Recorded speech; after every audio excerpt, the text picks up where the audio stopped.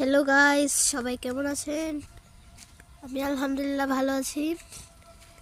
আজকে আপনাদেরকে আমার গ্রামের বাড়িতে কত সুন্দর গাছপালা আছে এটা দেখাবো। দেখেন কত সুন্দর সুন্দর গাছপালা, অনেক সুন্দর প্রকৃতিটা।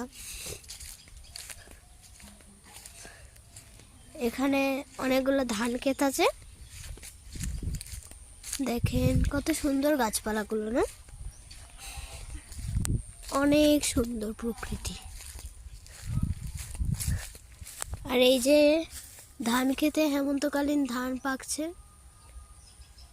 কিছুদিন পরে ধান কাটা হবে। প্রকৃতিটা আসলেই অনেক সুন্দর, এত সুন্দর ত্রিভুবনে অনেক সুন্দর প্রকৃতি। দেখেন